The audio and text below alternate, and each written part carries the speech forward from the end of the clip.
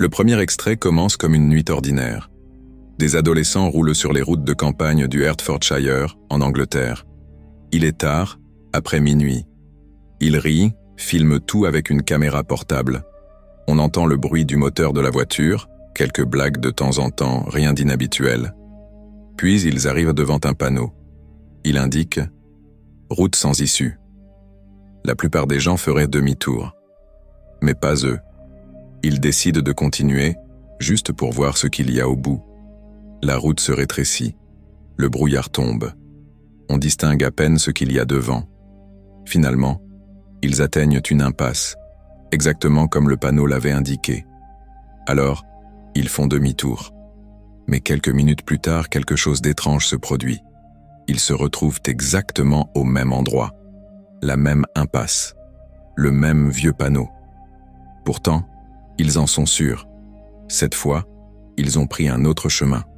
Au début, ils en rient, ils disant que c'est juste leur imagination qui leur joue des tours.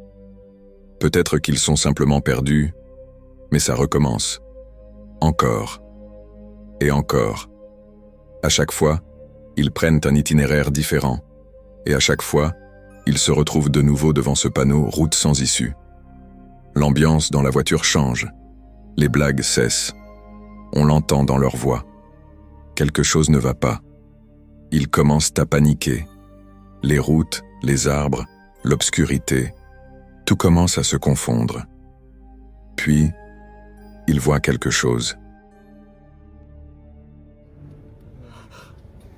What the fuck? How did we get here? We were just on the Just reverse, Ollie. Reverse, go on. What do we do? Just don't sit here, I don't want to sit. Oh, for fuck's sake.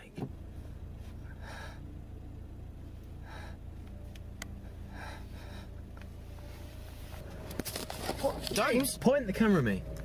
James, just give me the... What are you doing? Turn it back on. It's not me. I can't. Turn the bloody lights on! What?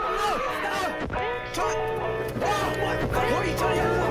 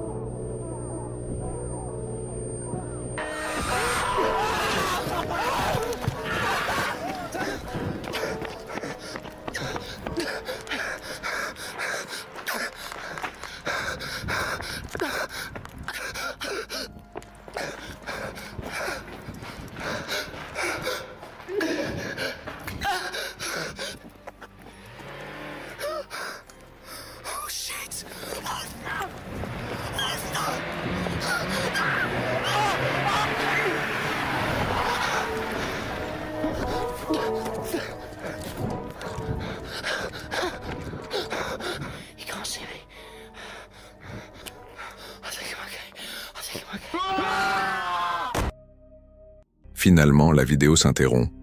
Pas de fin, pas d'explication. Si vous faites des recherches, vous trouverez des gens qui disent non que c'est un film d'étudiants, que tout est faux. Mais même si c'est vrai, ça ne change rien à ce que l'on ressent. Parce qu'il y a quelque chose dans la manière dont c'est filmé, le silence, la répétition, qui vous reste en tête. Ça semble réel, comme un aperçu d'un endroit où vous n'êtes pas censé être. Publiée le 13 novembre 2020, cette vidéo montre ce qui semble être un groupe d'amis vivant une expérience qu'ils n'oublieront probablement jamais. Ce qui commence comme une soirée tranquille autour d'un feu de camp vire rapidement au chaos lorsque quelque chose, ou quelqu'un, sort de la forêt. L'ensemble de la scène est filmé avec une caméra à la main et bien que les images soient tremblantes, la peur est indéniablement réelle. La vidéo s'ouvre sur un petit groupe en train de discuter et de rire autour du feu. Ils parlent de manière détendue, en attendant l'une de leurs amies, Alexis, qui est partie depuis un peu trop longtemps. Au début, ils prennent cela à la légère, comme une blague. Mais plus le temps passe, plus l'inquiétude grandit. Finalement, 2 membres du groupe décident de s'enfoncer dans les bois pour aller la chercher. C'est à ce moment-là que tout dérape. That's actually really good. Thank you. I got a new shampoo and conditioner. Hide what you're holding. Man, that's Lexus, have you ever seen Avatar: The Last Airbender? not. Oh, dang. Look at those chicken and biscuits you got. Oh, perfect. Yeah. How do I look? Amazing. Oh! Who the heck put more stuff on the fire? Because this looks really good. I did. Wait, what? Wait, what? I put it on that long. Wouldn't it be nice to have some insight into your future? Yeah, I know. For legit though, like Alexis has been gone for so freaking long trying to actually poop. Okay, but like Okay, you gotta like track to go find a good place to pee. Yeah, you do, but this has been too long. 10 minutes, she'll be back. Okay, yeah, I'll take that bet.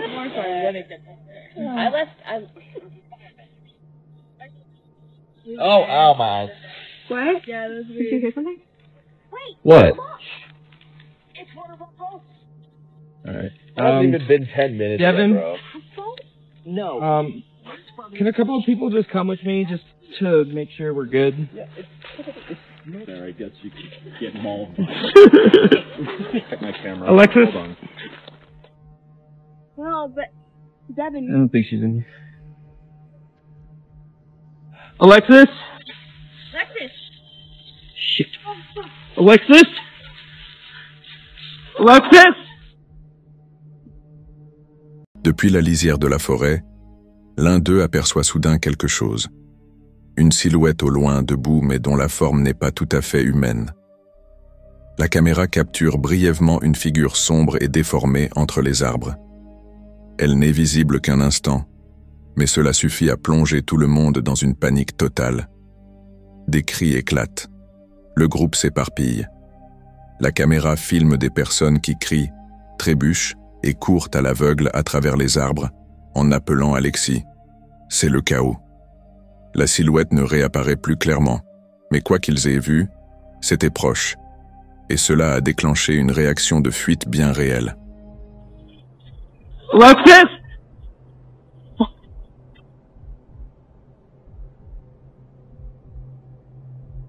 What in hell is that? Can't see it very well. Yeah. Okay. Shit. Wait.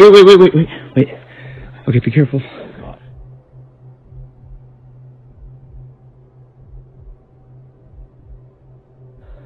I don't. Guys. Aiden, stop. No.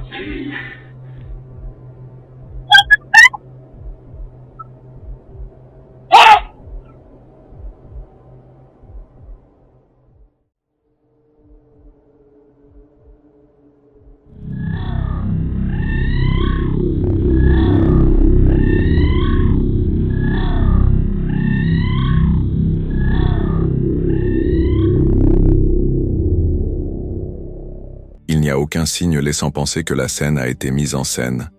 Aucun costume visible, aucun effet spécial. Juste une peur réelle filmée en temps réel avec une caméra tremblante. Ce qui rend les images particulièrement troublantes, c'est que la caméra continue de filmer malgré la panique. À aucun moment le groupe ne s'arrête pour se regrouper. Ils avancent rapidement, guidés par l'adrénaline. La vidéo se termine sans véritable conclusion. Alexis n'est jamais clairement aperçu. La silhouette n'est jamais identifiée.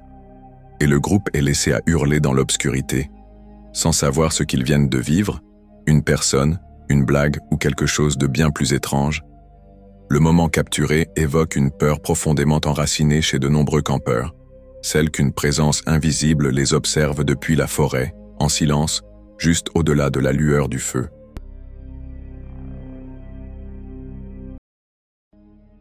Chelsea Luna est connue pour se lancer tête baissée dans certains des endroits les plus hantés et dangereux qu'elle puisse trouver.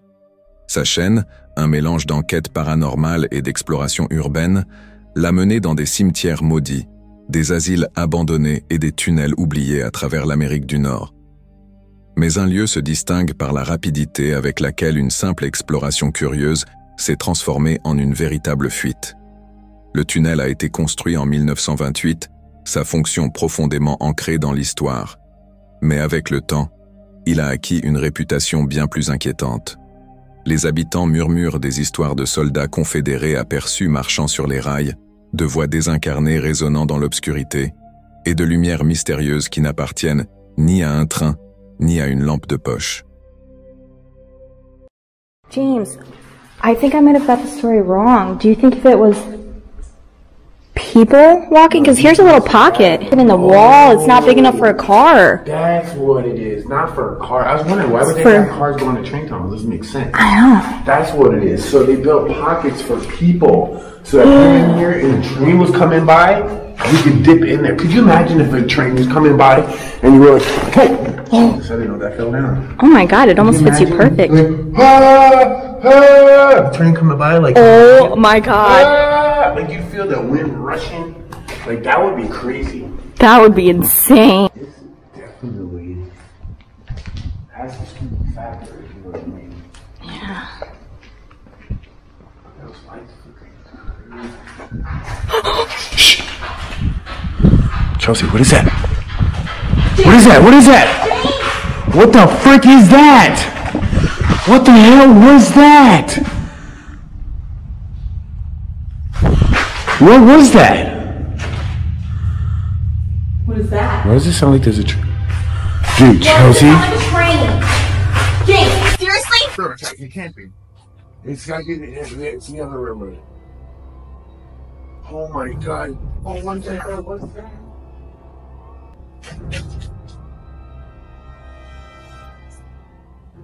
As the trains go by, we heard that noise, and it came from this way.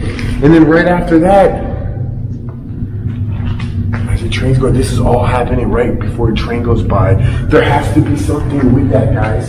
There has to be. Like, we literally hear, I don't know what that was. Isolé, humide et plongé dans une obscurité totale même en plein jour. Dès l'instant où Chelsea et son ami James sont entrés, il était évident que cette exploration ne serait pas comme les autres. Presque immédiatement, Chelsea a commencé à rencontrer d'étranges bugs avec sa caméra. Des lumières semblaient vaciller sur les images, alors qu'elles restaient parfaitement stables dans la réalité. Mais la tension est vraiment montée d'un cran lorsque Chelsea a entendu un bruit sourd derrière elle, comme si quelqu'un, ou quelque chose, venait de tomber sur les rails. Puis vinrent les bruits de pas. Il n'y avait aucun doute possible. Lent, régulier, et n'appartenant ni à elle, ni à James. Ils ont essayé de se raisonner, mais ils ne pouvaient ignorer cette sensation persistante d'être suivis. James, I think I might have got the story wrong. Do you think if it was people walking? Because here's a little pocket in the wall. It's not big enough for a car. That's what it is. Not for a car. I was wondering, why would they have cars going to train tunnels? Doesn't make sense. I know. That's what it is. So they built pockets for people. So that you're in here and a train was coming by, you could dip in there. Could you imagine if a train was coming by and you were like, hey! Oh, so I didn't know that fell down. Oh my god, it almost fits you perfect. Like, train coming by, like, oh my god. Like you feel the wind rushing. Like that would be crazy. That would be insane. This definitely has a stupid factor, if you know what I mean.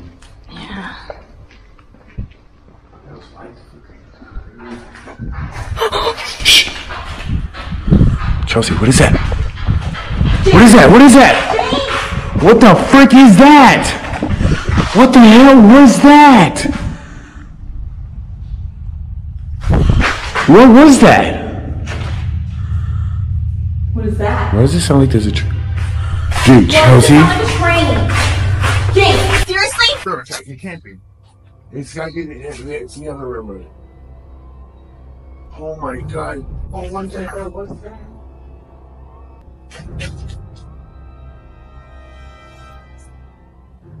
As the trains go by, we heard that noise, and it came from this way. And then right after that, as the trains go, this is all happening right before a train goes by. There has to be something with that, guys. There has to be. Like, we literally hear, I don't know what that was.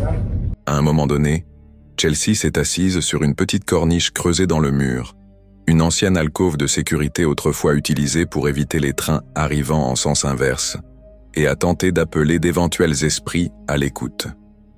Ce qu'elle a obtenu en retour, c'est une voix, un murmure faible dans l'obscurité, puis une sensation, pas celle d'être observé, mais celle de voir quelque chose s'approcher.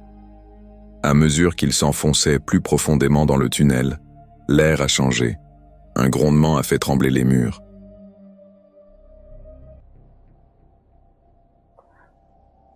I wish I had the EVP machine, you guys, but we lost it.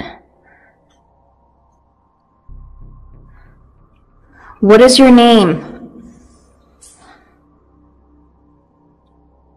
Did you hear that?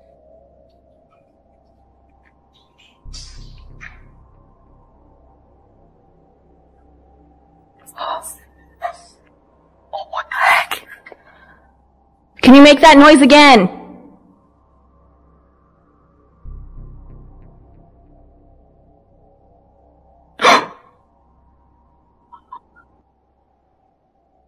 I will admit, sitting here by myself makes it a little more spooky, but I don't think these spirits are here to harm us. The first, whatever happened in the beginning though, perhaps...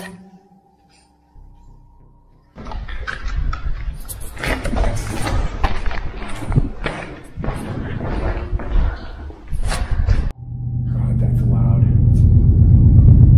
That's the train going by? Holy crap, it's shaking the whole thing. What if, okay, now this is just a thought. What if that guy, like we heard running, it just went off again? When we heard that, yeah. Il pensait d'abord que c'était quelque chose de paranormal, jusqu'à ce que le grondement se transforme en véritable tremblement et que le bruit inconfondable d'un train fonçant droit sur eux remplisse le tunnel. La panique s'installa immédiatement. Les lumières n'étaient plus aléatoires. Un vrai train arrivait. Le problème, c'est qu'il n'y avait aucune sortie, aucun chemin clair vers la sécurité. Juste des rebords creusés dans les murs du tunnel, construits pour les ouvriers il y a près d'un siècle. Ils en trouvèrent un juste à temps. Chelsea et James se plaquèrent contre la paroi dans une étroite alcôve de pierre, aplatissant leur dos alors que le train rugissait en passant.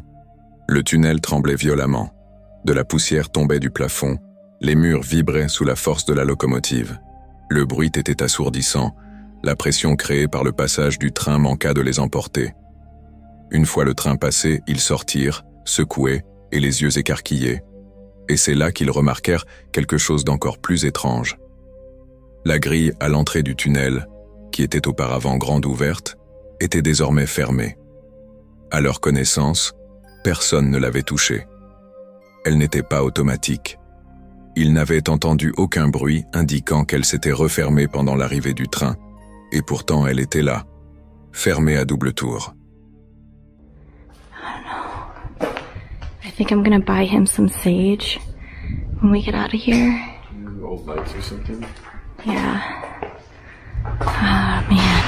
Whoa! What the hell was that?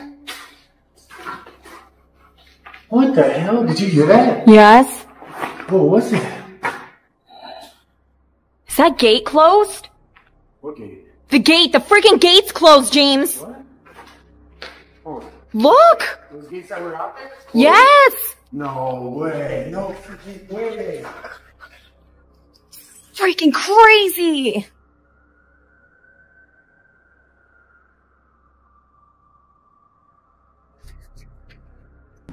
Wait, there's another train coming by. Wait, right when the train comes by, this thing closes by itself? Wait a minute. What the Wait a freaking minute. That is How can weird. you climb up there anyways? Like, Yeah. okay, You're right, it's not an automatic gate. That is one of the more biggest things I've ever seen. Okay. Let's get out of here. I'm really scared it's gonna close us in here or something. Could you imagine if both sides locked on us or something? Que ce fût une coïncidence, une défaillance mécanique ou quelque chose de bien plus sombre, ils n'avaient pas l'intention de rester pour le découvrir. Ils se mirent à courir, évitant les débris et les pierres humides, jusqu'à atteindre enfin l'autre extrémité du tunnel. Là, au loin, une lumière apparut. pas l'éclat brutal d'un train mais quelque chose de plus doux, immobile. En s'en approchant, elle ne bougeait pas, ne vacillait pas et ne ressemblait en rien au faisceau d'une lampe torche. It's good having a sea night, Chelsea, that's for sure. But dude, what the hell? I cannot believe that. Oh, holy crap, Chelsea. Alright guys, so I'm gonna stop recording for a little bit because we've kind of already seen all this. But if something happens, I will definitely start recording, huh? Dude, that's... What is that like? Wait, what is that? Dude, what is that? Is that a car? Is that a train? No. What in the world? Wait, are those just other people coming in, or is that something else? I don't know. Okay, guys, there's a light on the other end of the tunnel. Maybe that's just, is it moving? Let me stop. Why does it look so much like a train? Why does it look like a train? Yeah, it does. That doesn't look like a regular light. It's getting so bright. What the frick is it? Something's coming down. Maybe somebody's driving. Wait, maybe. James. What the hell is that? Let's find a place to dip. We gotta find one of those spots. That's what I'm saying. What is that? Dude, what the frick is that? Dude, Whoa, whoa. What is that? Oh, it's coming fast, Chelsea. What is that? Dude, what the frick is that? Alors qu'il s'apprêtait à enquêter, le faisceau disparut. À sa place, des ouvriers de la compagnie ferroviaire arrivèrent pour inspecter le tunnel après le passage du train. Lorsque cette vidéo fut mise en ligne, de nombreux spectateurs firent remarquer qu'ils avaient aperçu une silhouette humanoïde près de la grille, juste au moment où elle s'était refermée. Juste ici. Comme toujours, dites-moi ce que vous pensez de cette étrange rencontre.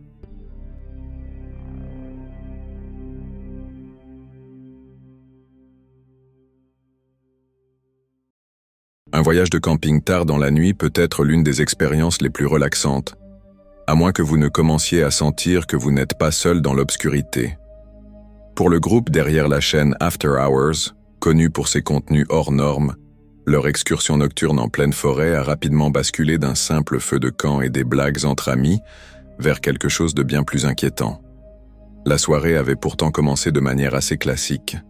Le groupe d'amis avait parcouru un sentier jusqu'à une zone boisée, emportant avec eux des tentes, un kit pour allumer le feu, de la nourriture et des outils pour construire un pont temporaire au-dessus d'un petit ruisseau. Alors que le soleil se couchait, ils se sont concentrés sur la construction d'une passerelle de fortune en rondins, plaisantant, lançant des piques amicales et travaillant ensemble pour déplacer des branches et des planches. L'ambiance était joyeuse, mais au fil des heures, l'atmosphère dans la forêt a commencé à changer. We need a couple more like that, dude. Oh, yeah. We could definitely get that long one out now, though. Right there. You literally laid it right on that tip. Look at that. Perfect. Right there. We need a couple more. Boom, we're done. We get across for tonight. Oh, yeah. We gotta just keep moving it that way, towards Keegan. It's not out. There's a... What the was that? Here, help Jordan, help Jordan. Keep moving it this way. You grab from the bottom? It's literally right. Bottom? Move it this way, move it this way. Boom, perfect. It's coming, it's coming. Le premier signe que quelque chose n'allait pas est survenu pendant la construction du pont. Alors qu'ils travaillaient, tous ont entendu un grand boom sourd et profond résonner. Au début, ils ont pensé qu'il s'agissait peut-être de quelque chose qui était tombé, une branche au loin, ou même un petit arbre. Mais le son avait une résonance étrange, presque pesante. L'un des membres du groupe était persuadé qu'il venait d'au-dessus d'eux, tandis que d'autres étaient certains qu'il provenait de l'arrière, bien plus profondément dans la forêt. Ils ont essayé de ne pas s'en inquiéter et sont retournés près du feu. Une fois le pont terminé et les tentes en cours d'installation, ils ont préparé à manger, partagé des encas et ri à propos du bruit étrange. Mais cette sensation de malaise ne les a jamais vraiment quittés. Puis de nouveaux sons ont commencé à se faire entendre. Des grincements faibles, des murmures, et ce que l'un d'eux a décrit comme un sifflement venant de très loin. Alright, so we made it across that wild ass shit. We are about to set up a tent, probably on these rocks, unfortunately, because there's not much to go. Oh, there goes my water bottle. Alright, so we got the fire started. Buddy brought hand warmers. Don't think we'll need them now. It's pretty nice out tonight. Yeah, it's beautiful out, boys. Got the fire going. Cheers to that. Yes, sir. Yes, sir. Although, a bit ago, I'm gonna explain what we heard. We heard a big boom above us, which we think of Well, as I don't tracks. know if it was above us, bro. Real shit. 100% feel like that came from behind us. Oh, that's lighting up good. Oh, yeah. The boom was weird, wasn't it, Tony? Yes, it was. Definitely weird. Freaked us all out. Yeah, don't know about that. Ce n'était pas simplement le vent dans les arbres. Les sons se manifestaient par des motifs courts et rythmiques, discrets mais intentionnels. Et si, au départ, seuls quelques membres du groupe les avaient aperçus, presque tous finirent par les entendre. Le moment le plus troublant survint lorsqu'ils se turent tous pour écouter. Un sifflement aigu fendit l'air, provenant de quelque part en dehors du sentier. L'un d'eux demanda à voix haute si quelqu'un d'autre l'avait entendu. Un autre confirma qu'il l'avait perçu plus tôt lui aussi. Ce n'était pas le genre de bruit qu'on pouvait ignorer facilement. C'était un son qui semblait flotter juste au-dessus de l'ambiance naturelle, intentionnelle, mais hors de propos. Puis, une pierre est arrivée.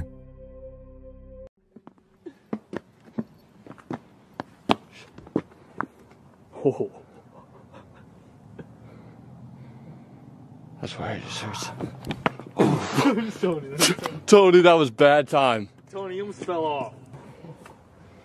There's nothing. Nothing at all. What is that? It might be just a creaking, bro. It's old. That's not a creak, though. Sounds like something's getting thrown. It sounds like something walking on it, you know? Tony. That's Tony. Was that you? Tony. Don't lie. Tony. Tony, don't fucking lie. Something threw a rock. Bro, promise. That was him. Promise. It came from that way, dog. There was wood crackling over there. Keegan, or Tony, get up. No, it's the fire. It's the fire crackling. We just heard it again. Dude, it bounced off the metal.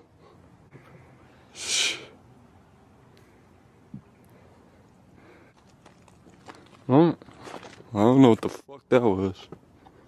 Alors qu'ils se tenaient près des tentes, ils ont entendu quelque chose heurter du métal. Ce n'était ni une branche, ni une pomme de pin. C'était quelque chose de lourd, comme une pierre lancée, qui rebondissait sur l'un de leurs bacs de ravitaillement, ou peut-être sur leur grille de cuisson. Ils ont immédiatement braqué leur lampe vers la source du bruit, s'attendant à surprendre un animal dans les broussailles. Mais la forêt est restée immobile. À partir de ce moment-là, les hypothèses ont fusé. Peut-être que le vent avait transporté un son de manière étrange, mais personne dans le groupe n'y croyait vraiment. Ils commençaient tous à penser qu'il y avait quelque chose qui bougeait autour d'eux. What was that? Huh. I just heard something from the house. Like a I did not hear it. like that, like. You burned yourself again? Yeah, my shoe. My shoe is not. Damn it, Tony. I hear talking in the distance. 100% just heard talking in the distance. You hear that? I don't hear it anymore.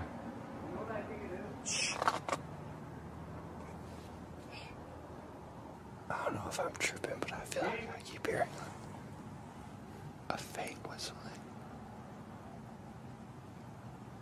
You're tripping, that might be a car. You didn't hear that? What did it sound like? Yes, I got. Yeah. You did hear that? Yeah. I keep hearing that. Tout au long de la nuit, d'autres événements étranges se sont produits. l'un des membres du groupe a cru entendre des voix, pas celle de ses amis, mais une voix lointaine, basse et incompréhensible, qui disparaissait dès qu'il essayait de se concentrer dessus. Un autre a signalé avoir vu un mouvement juste au-delà de la lumière du feu, une silhouette sombre, basse, qui s'était rapidement éclipsée derrière un arbre. Mais les faisceaux des lampes torches n'ont rien révélé. Même dans les moments les plus détendus, en mangeant, en riant, en plaisantant, il y avait toujours cette impression étrange, tapie sous la surface. Ils revenaient sans cesse à cette idée, quelque chose les observait, marchant lentement en cercle, juste à la limite de leur champ de vision. Cela ne s'est jamais manifesté directement, mais cela n'a jamais complètement disparu non plus.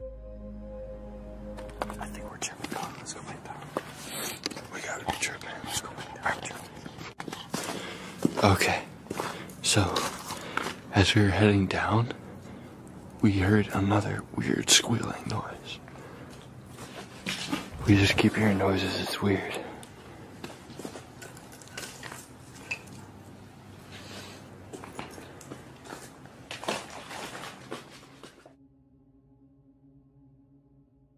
Finalement, le groupe décida de terminer la soirée par une petite marche le long du sentier, histoire de bouger un peu et de dissiper la tension.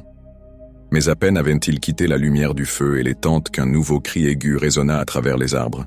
Celui-ci était différent. Ils firent aussitôt demi-tour. Quelle que soit la chose qui avait poussé ce cri, personne ne voulait se retrouver plus loin dans la forêt si elle s'en approchait. De retour près du feu, les rires ne revinrent pas aussi facilement. Certains tentèrent encore de plaisanter, mais d'autres restèrent silencieux, à l'écoute, attendant, espérant que la nuit passerait sans autre perturbation. Ils n'ont capturé aucune image nette, aucun son réellement identifiable, mais ils sont tous repartis avec la même sensation. Quelque chose était là, dans la forêt. Felipe Sana est un créateur de contenu brésilien qui documente ses explorations de lieux hantés, de sites abandonnés et de zones reculées à forte activité paranormale. Sa chaîne mêle curiosité surnaturelle et défis en solitaire audacieux, le menant souvent dans des endroits que peu oseraient visiter, encore moins seul. Dans cet épisode, Felipe décide de passer la nuit dans sa voiture, garée sur ce que l'on appelle localement la route la plus hantée du Sertão. Située au cœur de l'intérieur de Hidrolândia dans le Ceará, ce qui devait être une longue mais paisible nuit dans son véhicule, se transforme en quelque chose de bien plus troublant. Il commence son périple en empruntant une portion de route délabrée et isolée, aujourd'hui presque plus utilisée. Autrefois très fréquentée, cette route est désormais fissurée et envahie par la végétation sauvage.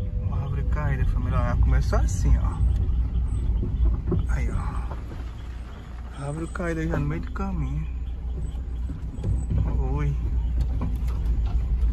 Deixa eu passar aqui a marcha, galera, só com a mão, né?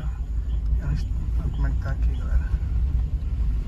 Sinistro, eu tô até com o vidro aberto, eu tô com medo aqui, já tô com vontade de fechar esse vidro já. Olha como é que é sinistro aqui o lugar, família.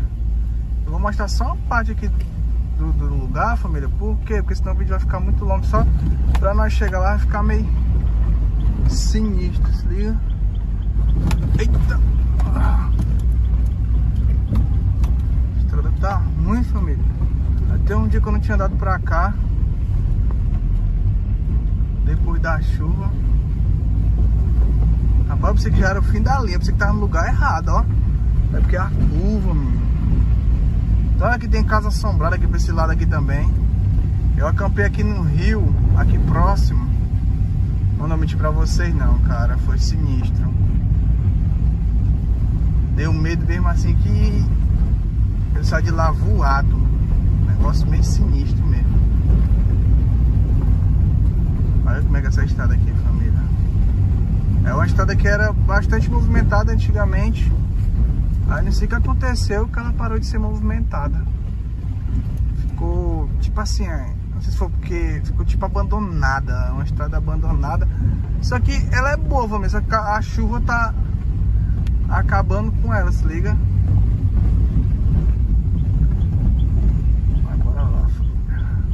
La zone est entourée de broussailles denses, de bosquets sombres et de maisons en ruine, dont certaines seraient, selon les habitants, maudites ou habitées par des esprits.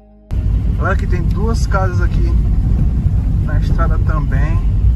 Ai não, aqui é a casa assombrada. Bora ver aqui. Parar o carro aqui.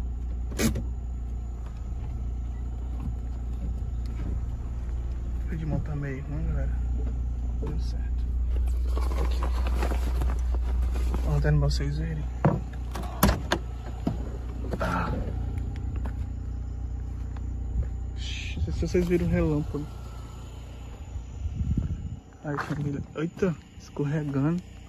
Me arrependo todinho nesse lugar aqui, ó. Casa assombrada ali, seus terras. O pessoal fala que é bastante assombrada à noite. De dia também, galera, mas de dia ninguém anda, né?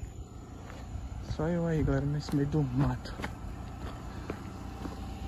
Deus abençoe nós.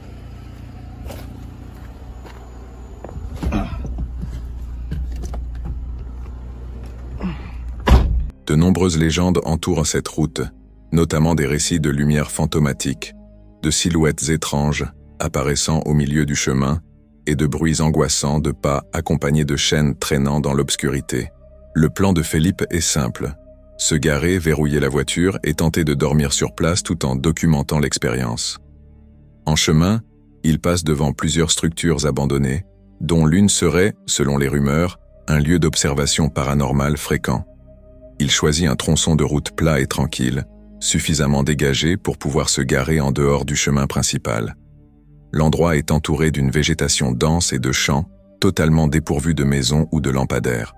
Bien qu'un peu nerveux, il installe son campement à l'intérieur du véhicule. Il raconte les histoires transmises par les habitants, des lanternes brillantes aperçues au loin sans porteur visible, des silhouettes sombres poursuivant des motards, ou encore des murmures inexpliqués qui suivent les voyageurs durant la nuit. Son plan initial était d'allumer un petit feu à l'extérieur, mais le grondement du tonnerre tout proche change la donne. La nuit tombe et la tempête s'intensifie, accentuant la tension déjà présente. Depuis l'intérieur de son véhicule, Felipe commence à entendre des bruits. Légers au début, puis plus distincts. Le silence est brisé par des mouvements à l'extérieur de la voiture. Des feuilles qui craquent, des branches qui bougent. Puis quelque chose touche la portière. Une légère traction. Un bruit de cliquetis.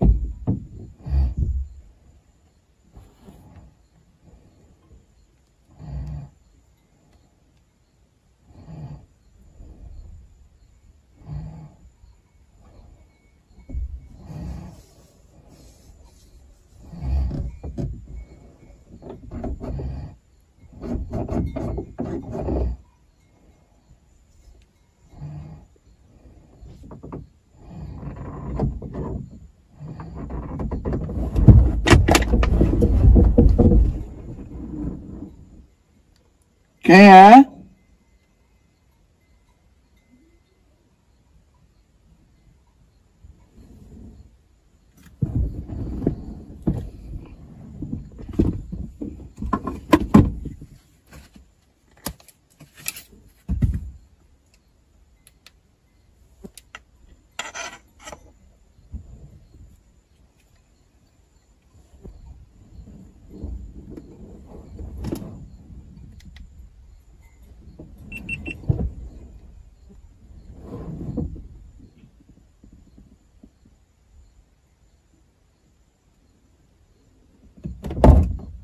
Il est convaincu que quelque chose ou quelqu'un tente d'ouvrir la portière de l'extérieur. Il se précipite pour vérifier les verrous. Ses bras tremblent visiblement. L'une des portes semble avoir été brièvement déverrouillée.